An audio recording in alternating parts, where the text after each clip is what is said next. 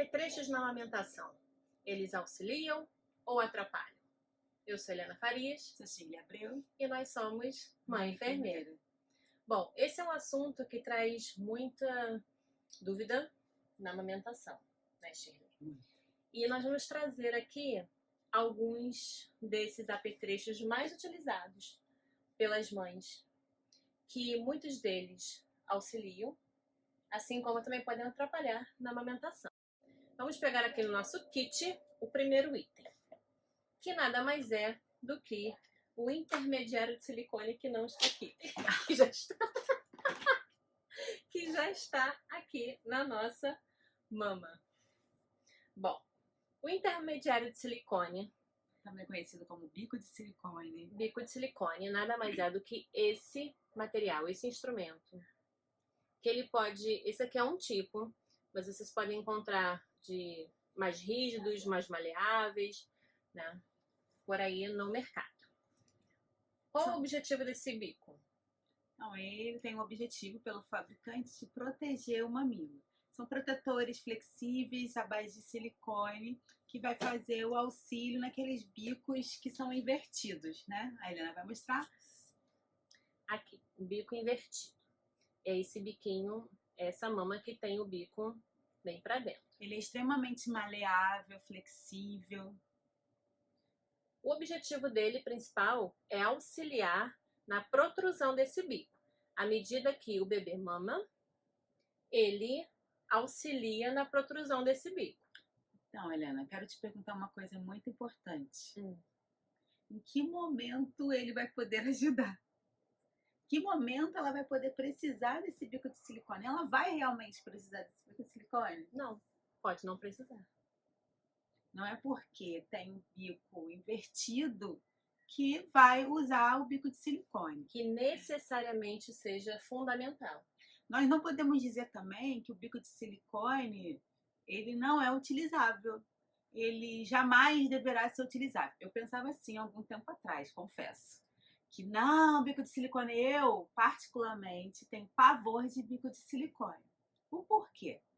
A gente vai dizer os pós e os contras do bico de silicone. Eu já vi o bico de silicone ajudar? Já vi bico de silicone ajudar. Porém, não é uma ajuda que fique para sempre. Então, a gente precisa ter cuidado em falar não para os apetrechos e também cuidado de falar sim, eu quero ele. É uma coisa que eu oriento. Você orienta a mãe a comprar quando está grávida? Não. Não é um item fundamental da sua lista de enxoval. Mas é um item que muitas mães relatam que foram indicadas por amigas. Olha, eu usei esse bico de silicone, foi muito bom para mim. Compre então para você também, porque você pode precisar. Isso é um item que muitas mães relatam, sim. Então, talvez ele seja necessário em alguns pequenos e minúsculos casos, como o bico invertido, como a gente falou, como fissuras, algumas fissuras mamárias, o mamilo plano também, aquele mamilo bem que não tem protrusão nenhuma. Pode ser que ele seja necessário, porém ele precisa ser rigorosamente acompanhado, né, por uma consultora, por um profissional. Não é simplesmente oferecer para falar para a mãe, olha, não tem jeito, vai ter que usar o bico de silicone. Não dá para ser assim, ele precisa ser rigorosamente acompanhado, porque senão ele pode fazer um estrago grande. Uma coisa muito importante para ser falada desses bicos de silicone ou intermediários de silicone é que o bebê, ao entrar em contato com ele impossibilita o contato direto com o bico, com a mama. E isso pode trazer um malefício para essa amamentação. Por quê? À medida que nós temos o contato boca do bebê com a mama, nós temos um aumento, uma produção cada vez maior desse leite, né? Um estímulo hormonal cada vez mais presente para que esse leite seja produzido e que seja ejetado. Sem contar também que a gente tem em volta da auréola umas bolinhas. Que quando a gente está grávida ou está amamentando, a gente observa mais ela porque elas ficam mais aparentes. São os tubérculos de Montgomery. Eles liberam como se fosse um cremezinho hidratante no peito para hidratar essa areola. Além disso, também tem a questão olfativa também desse bebê. Então, ele é guiado, estimulado a sucção pelo olfato. Então, ele libera cheiro nesse peito, que faz com que o bebê queira sugar mais esse peito. Quando você coloca o bico de silicone, você impossibilita esse efeito. Então, o bebê ele não consegue ter o estímulo de sucção tão efetivo quanto ele estaria tendo se não tivesse o bico de silicone. Ele é um intermediário, ele faz uma barreira entre esse bebê e essa areola, além de diminuir a sucção. Então, a longo prazo, esse bebê tende a largar a sucção do peito. O que É fato, isso é fato. lástima. Isso é fato. Por mais que ajude no início, ele fatalmente ele não vai permitir a continuidade dessa amamentação. E em várias pesquisas que eu li, eu não consegui observar a continuidade da amamentação em bebês que fazem uso do bico de silicone. Contínuo do bico de silicone. Sem contar que esse bebê ele fica dependente desse bico, né? Porque não deixa de ser um bico. E faz essa dependência. Depois que você tentar retirar esse bico para poder inserir o bebê só no peito, não é um processo fácil. É um bebê irritado, é um bebê que sente a necessidade daquele plástico, né? Porque é um plástico, ele é livre de BPA, é a base de silicone, mas não deixa de ser. E aí ele vai preferir estar com esse bico. Quando você tenta colocar ele em contato com a areola, contato com esse mamilo que continua invertido, continua plano, ele não reconhece, porque ele quer aquele bico que vai lá atrás na boca dele, no céu da boca dele. Ele não vai conseguir reconhecer. Então é um bebê que vai ficar irritado, é um bebê que vai ficar muito chateado e que muitas vezes não vai aceitar esse peito, esse mamilo sem o bico. E aí causando também a separação da amamentação precoce, porque a mãe já não aguenta mais. Porque, gente, é complicado. Você acha que você vai amamentar com bico de silicone só em casa? Não vai. Tu tá na fila do mercado, tu vai ter que tirar o bico, colocar o bebê chorando. Você vai estar num restaurante, você vai ter que tirar o bico, colocar o bico de silicone. Se cair, você tem que ter outro, você não pode ter só um par. Você precisa de 2, 3 pares de bico de silicone. Então, mas eu nunca digo que não pode, que é ruim. Eu coloco sempre o pós e o contra, né? O prós e o contra para essa mãe. Porque a decisão é sempre dela. Se ela acha que é melhor com o bico de silicone, ela fica menos estressada, é mais fácil do bebê abocanhar, segue a vida. Mas, porém, você precisa saber quais são os contras, os riscos que você corre. Então, talvez, Helena, o uso do bico de silicone seja necessário em alguns casos. Por exemplo, bebê com frênulo, né? Bebê que é hipotônico, um bebê que tem alguma síndrome que tem com anomalia a hipotonia da boca dele, então ele não tem muita força na sucção. Quando há um engurgitamento mamário por conta do bico plano invertido, que esse bebê não consegue fazer a extração, né? Ele não consegue fazer a pega, fixar a pega, muitas vezes ele ajuda. Porém, ele não pode ser usado sem acompanhamento. A gente tem visto muito profissional oferecendo na condição o bico de silicone. Coloca o bico de silicone, mas cadê o acompanhamento? Porque ele tem as suas desvantagens, né? A mãe não vai conseguir dar continuidade a essa amamentação se ela não tiver o acompanhamento. Então, a desvantagem é ducto obstruído, mastite, um engurgitamento que pode piorar, baixo ganho de peso desse bebê, porque às vezes pode parecer que ele está sugando, mas por conta que o bico é muito protuso, você vê que por mais que o bico seja protuso, ou seja, para fora, esse bico vai ser sempre maior, vai sempre projetar a mais. Então, às vezes, o bebê não abocanha, porque ele tem uma dificuldade de abrir a boca. A mãe tem que se preocupar em segurar o bico de silicone, e segurar o bebê, e fazer com que o bebê abocanhe a pega correta. Alguma dessas coisas vai falhar. E aí ele vem, abocanha. Legal, conseguiu abocanhar. Quando ele vê que tá saindo leite, ele vai escorregar pro bico. Então, aqui não tem bico. Se for um bico protuso, ele vai ter o bico ali para ele se apoiar. Mas se não for, se esse bico for invertido ou plano, para ver assim, né? For plano, ele vai vir e vai ficar aqui no bico. Então, você tá achando que ele tá sugando, ele vai cansar, vai dormir, mas na verdade ele não sugou nada. Verdade? Vieram só gotas. E aí esse bebê não vai ganhar o peso adequadamente. Então, como eu ofereço algo sem orientação?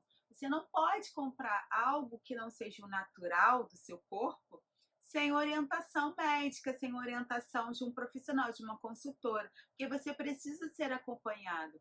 Já teve caso de eu oferecer o bico de silicone? Teve. São muitos raros, porque como eu falei, eu não suporto o bico, eu tenho pavor desse bico. Mas eu disse para a mãe quais eram os riscos que ela estava correndo e se ela queria correr os riscos. E ela aceitou correr os riscos, porque naquele momento a gente precisava com que o bebê mamasse, porque ele não conseguia mamar, o bico era invertido, ele não conseguia abocanhar como ele deveria. Todos os bebês que as mães têm bico invertido não vão conseguir mamar sem o bico de silicone? Não, não é verdade. Já vi muitos que eles não precisavam do bico, era um mero detalhe. Veio na orelha, abocanhar, de tanto abocanhar e de sugar, o estímulo para protusão, ou seja, para esse bico sair, foi tanto que o bico veio para fora. O bico foi só um detalhe que ele mesmo construiu. Mas, em alguns casos, ele vai precisar sim. Mas eu preciso dizer para essa mãe os riscos que ela está correndo. Eu preciso dizer para você, mãe, que seu bebê, ele pode, ao longo prazo, não conseguir mais amamentar. Porque tanto você quanto ele vão ficar muito irritados em usar um bico intermediário. Eu preciso dizer para você que por ele abocanhar, não conseguir em todas as mamadas abocanhar corretamente esse bico de silicone junto com a mama, você pode desenvolver uma mastite, um engurgitamento nessa mama e após isso uma mastite, que você pode desenvolver uma candidíase mamária, porque aqui muitas vezes você está cansada na madrugada, você vai deixar esse bico de silicone úmido no seu peito. E aí vão proliferar fungos, causando a candidíase. Eu preciso dizer para você que se você não higienizar como se deve, a orientação do fabricante, o bico de silicone, o seu bebê também vai desenvolver candidíase, que é o chamado sapinho. Então, e você, em consequência, também. Eu preciso dizer a você que seu bebê pode não chegar aos 6 meses mamando exclusivamente por conta do bico de silicone, porque não é um processo fácil. Ele ajuda de início, mas ele se torna um problema depois. Todas as crianças, vai acontecer isso com todos os bebês? Não, nem tudo é para todos. O que acontece com alguns não significa que acontece com todos, mas que há chances de acontecer. Então, que há probabilidades de acontecer. Isso é comprovado, não só cientificamente, mas como clinicamente, no dia a dia. Uma coisa é você ver dar certo com um. Outra coisa é você, como eu, que trabalho em maternidade há muitos anos, em emergência e com mães há muitos anos, é você ver isso acontecer centenas de vezes. Então, todos os casos que eu peguei hoje, eu não vi nenhum que o bebê continuou mamando com bico de silicone até 1 ano, 6 meses. Nenhum. Então, o bico de silicone é para ir pro lixo? Eu, Shirley, jogaria no lixo. Para mim não serve. mas não significa que para a Helena não vai servir. Porém, eu preciso saber quais são as condições, quais são as vantagens e as desvantagens. Ao meu ver, ele tem mais desvantagem do que vantagem, mas muitas vezes eu preciso correr o risco, né? Como eu falei, eu já tive que oferecer para alguns poucos bebês, 2 na verdade, na minha vida de consultora, mas é porque eu era isso, o bebê passava fome. Então, mas nenhuma das duas mães conseguiram amamentar ao longo prazo. Os bebês, só um conseguiu largar o bico de silicone ainda por um mês, mas depois foi largando a amamentação. E o outro, a mãe desistiu de amamentar porque era muito estressante para ela e o bebê não aceitava. Depois de 3 meses, ele não aceitava sugar o seio sem o bico de silicone. Então, gente, esse é um apetrecho muito controverso. Ele deve ser indicado de forma individual, avaliando caso a caso. Então, se há necessidade mesmo, se não há outro jeito, beleza, vamos em frente. Porém, você precisa saber dos riscos. E se ele existe, você precisa de acompanhamento. Você precisa de uma ajuda, de uma consultora, do seu pediatra. Não é simplesmente colocar. O problema não é só colocar, é colocar e depois retirar. O segundo apetrecho que nós vamos abordar nada mais é do que a concha de silicone.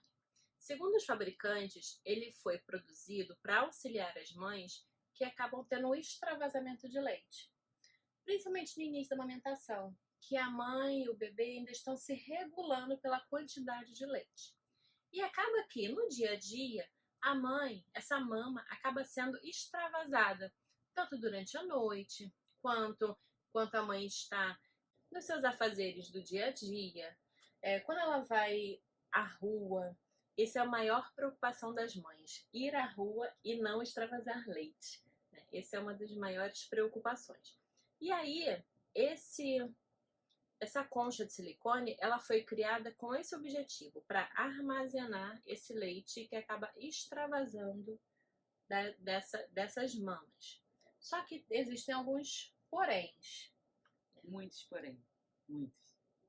Bom, o primeiro deles é que esse leite que aqui fica, ele acaba ocasionando um ambiente úmido para essa mama. E esse ambiente úmido, ele é propício à proliferação de fungos, assim como o bico intermediário de silicone. Ele também é um apetrecho favorável para a proliferação de fungos. Ele tem aqui umas válvulas de escape, que dizem que quando está muito cheio, faz o extravasamento do leite para não ficar aqui. Só que isso não é todo verdade, ó, tá vendo? Você vê, né? Isso não é todo verdade. Por quê? Você tá lá com seu bebê, colocou a concha. Se você colocar a concha dessa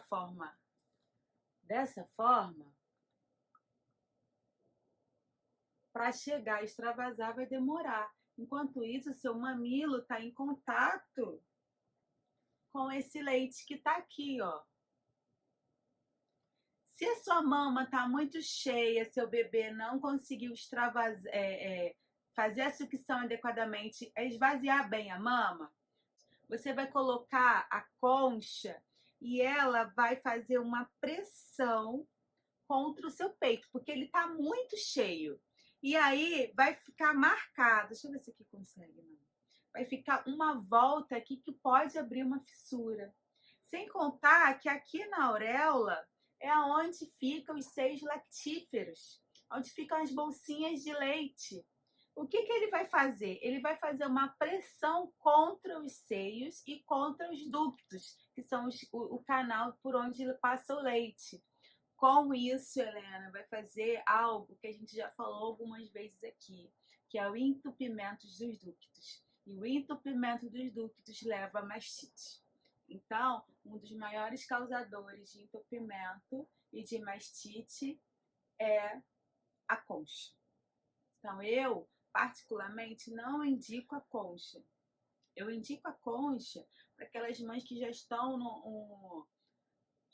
na fase de amadurecimento da amamentação. Seu bebê já está com 4, 5 meses, o fluxo já diminuiu, você precisa voltar ao trabalho, você precisa deixar esse bebê mais tempo longe do seu seio, e aí vai ficar extravasando.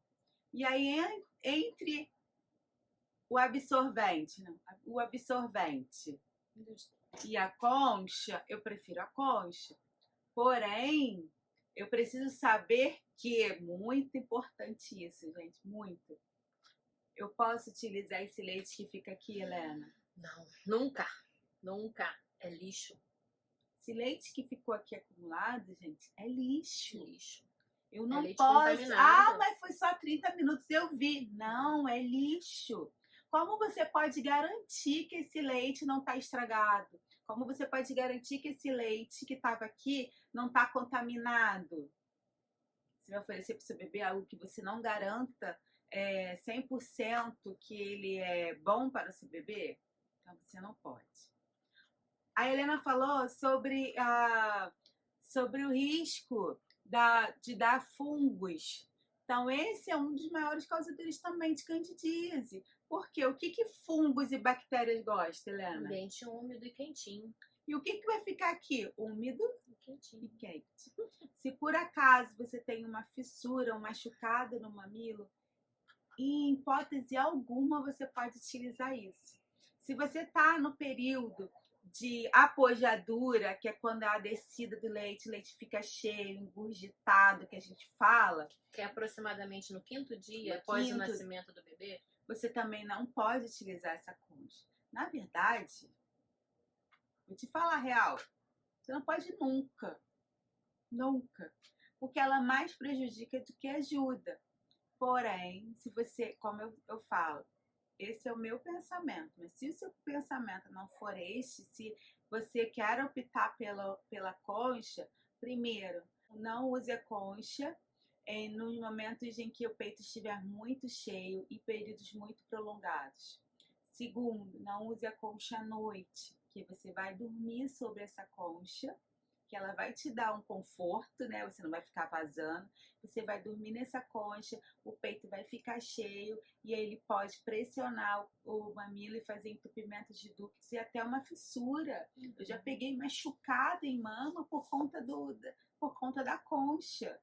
A mama muito cheia, a mãe dormiu, o bebê dormiu, a mãe não percebeu. Quando acordou, a concha estava grudada no mamilo. E quando tirou o pedaço da areola.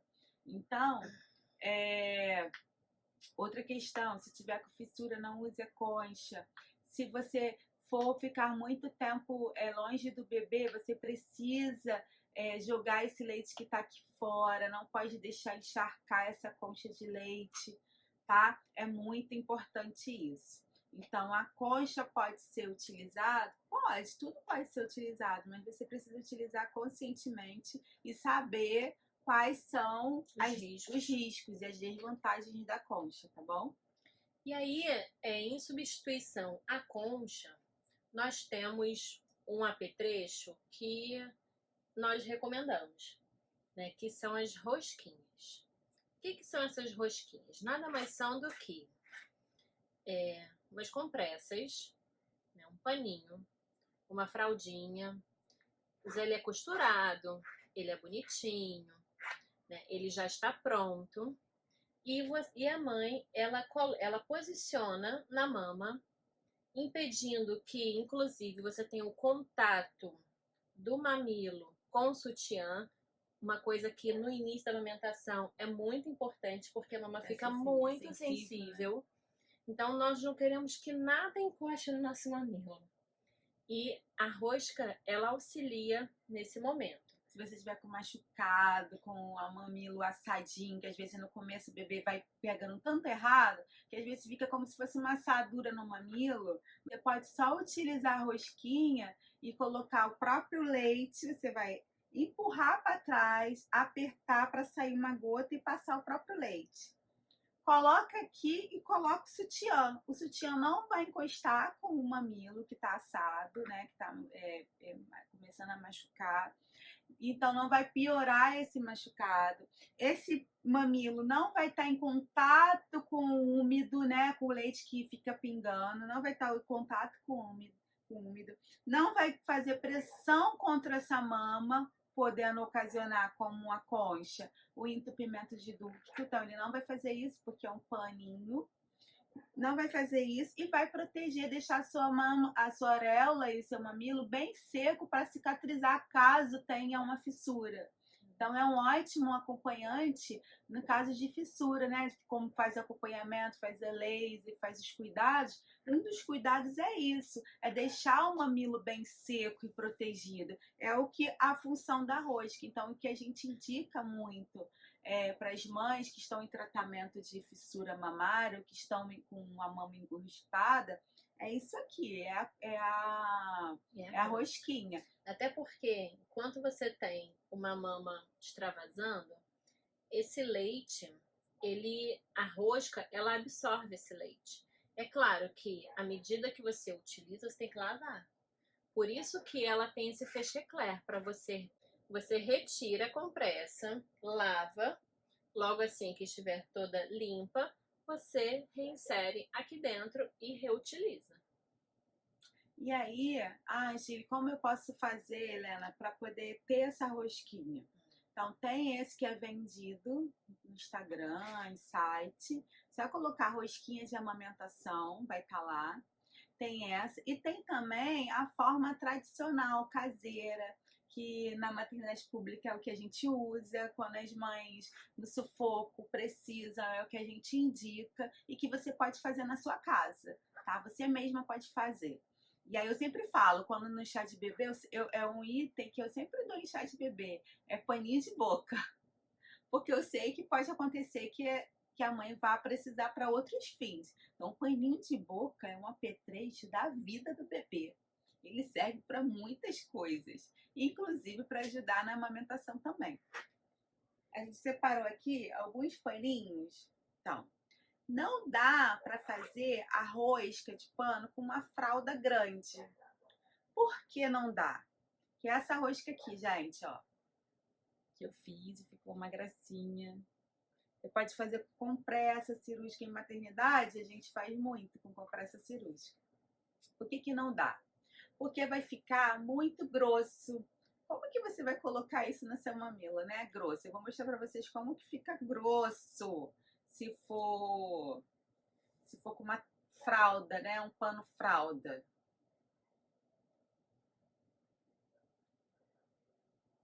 Você tem que rosquear ela. Olha quantas voltas você tem que dar. Vai ficar muito grosso. Então, mas se for só isso que você tiver, é o que você pode fazer. Se for só isso que você tiver, o que você pode fazer? Você pega aquele mais velhinho ou aquele que não é tão bonitinho quanto esse, corta e corta, né? Você pode cortar, ó, vai dobrar no meio, dobra de novo. E aí, 4. Você já fez 4 paninhos, 4 roscas. E aí você vai fazer como? Esse tamanho aqui, tá vendo? Esse tamanho. Como você vai fazer? Tem que ser quadrado, tá? Tamanho assim, em formato de quadrado. Ó, esse aqui é o tamanho ideal, ó. Quadradinho. Não dá para ser retangular, como esse. Porque eu preciso dobrar com um guardanapo. E se eu dobrar esse retangular, olha como que fica. Ele fica torto. Ele fica torto. E aí, na hora de você rosquear, você não vai conseguir fazer o formato que deveria ficar, ó. Fica grosso também, ó, tá vendo? Até a gente consegue, mas fica estranho. Mas se for esse que você tiver, a gente dá um jeito, ó. Que eu consegui até dar um jeito, não ficou como deveria, tá vendo? Mas, ó, vai te apoiar nesse momento. Quando é quadrado, quando eu dobro como um guardanapo, olha como que ele fica. Vou rosquear ele.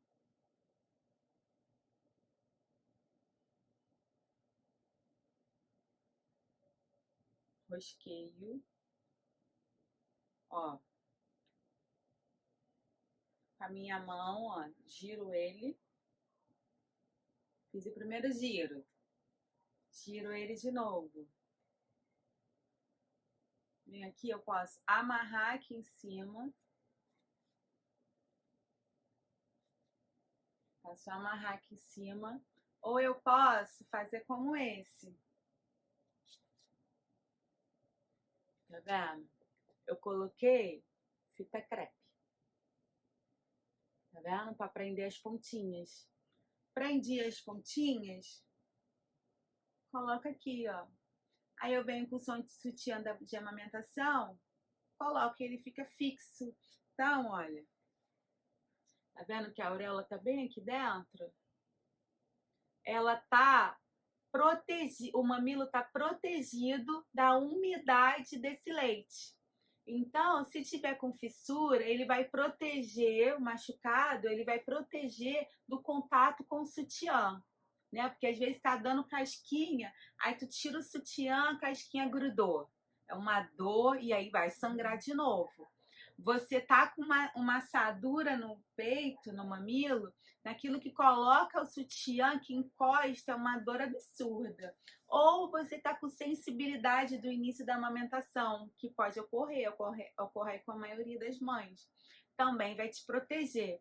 Você tá com muita produção de leite e fica com o peito muito cheio, você pode colocar ele e colocar o sutiã. Só que você vai precisar de muitos panos, porque se ele molhar, vai te incomodar, ele vai ficar encharcado e você precisa trocar. Ou você pode colocar o que a gente vai falar daqui a pouco, que é o absorvente de seio.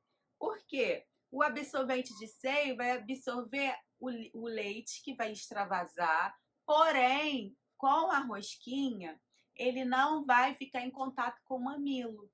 Mas eu também não posso deixar ele encharcar. Que a concha e a rosquinha têm em comum? Elas evitam o abafamento do bico, evita o bico ficar encharcado, evita o atrito com a roupa. Porém, o que a concha pode causar? Mastite, candidíase, entupimento de ducto, piorar o engurgitamento mamário, causar uma fissura por conta da pressão que ela acaba causando numa mama cheia. O que a rosquinha ela pode causar? De malefício? De malefício? Nada. Porque ela você vai trocar, porque você vai sentir quando ela está encharcada, né? Quem gosta de ter um pano molhado? Ela não vai deixar esse leite ficar em tempo algum em contato com o líquido, com o úmido. Então, ela não vai deixar que produza candidíase, que ela não vai causar uma pressão nessa mama que está engurgitada. Então, ela não vai fazer entupimento de ducto porque é um pano e a costura é muito longe. Se for a nossa rosquinha caseira, também não vai te causar isso. Então, eu tenho duas coisas que podem me favorecer, porém, uma tem vários contras e a outra não. O que eu vou precisar? Uma custa 20 e poucos reais e a outra custa nada, porque você vai ganhar no seu chá de bebê. Ou então você vai pedir, né? Ou você vai pedir no seu chá de bebê. Ou você ganha, que é o paninho de boca, ou você pede na lista de chá de bebê. Então, não estamos aqui fazendo propaganda, tá? É só dizer que, apesar de ser mais cara, mais bonita, design, ela tem muitos contras que desfavorecem o seu uso. Você pode usar, porém você precisa saber que além das vantagens, tem as desvantagens também. E nesse caso, eu só vejo vantagem. O outro apetrecho que nós vamos mostrar agora é chamada de tipóia. Não sei se vocês já viram, mas a tipóia, exatamente a tipóia que você utiliza para apoiar um braço, né, quebrado. Esse aqui é uma tipóia para mama. Para que tipo de mama? Para mamas volumosas, principalmente, né? Ou mamas pendulares, que são as mamas caídas, né? Mamas pendulares. Bom, essa tipóia, ela auxilia a mãe a organizar o peito, juntamente com o bebê, né?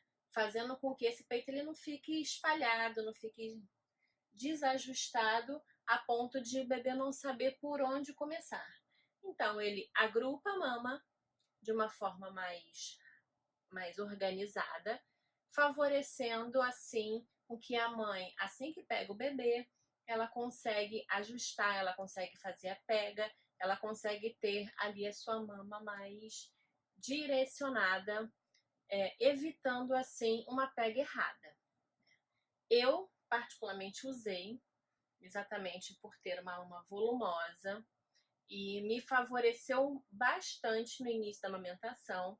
É claro que depois a gente acaba se ajustando, o bebê ele fica um bebê especialista em mamar, então por vezes no decorrer da amamentação alguns apetrechos nós acabamos não precisando mais, mas enquanto nós estamos naquele processo de aprendizado da mãe e do bebê, ele pode ser muito útil nesse momento.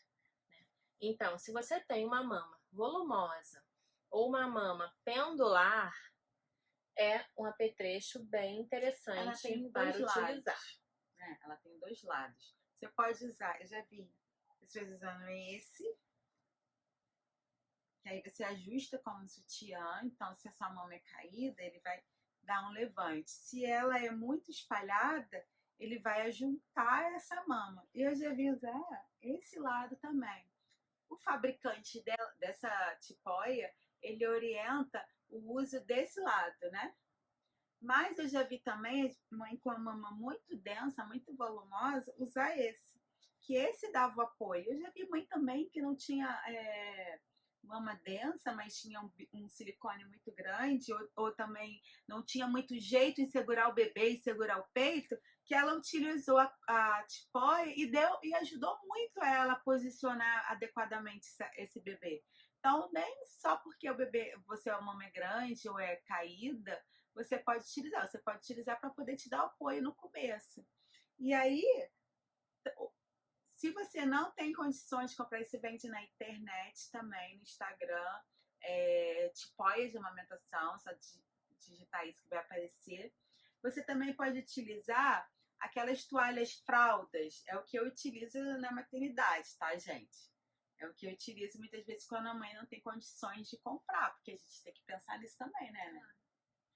Nem todo mundo tem a disponibilidade de comprar. Você pode fazer a tipóia. Então, como você vai fazer essa tipóia? Utilizando um pano comprido, uma toalha fralda, ou uma canga, ou uma leg. Eu já utilizei leg para fazer, então usei uma leg velha, a perna de uma leg, também é ótima, que é elástica, né? E aí você vem, ó, e amarra aqui atrás e ajusta para não te machucar aqui. E aí, ó, firma. E aí você tem que se preocupar com o quê? Só com o bebê. Não tem que se preocupar com a sua mama vazando para o lado ou para ajustar a mama na boca do bebê e o bebê fica desesperado querendo.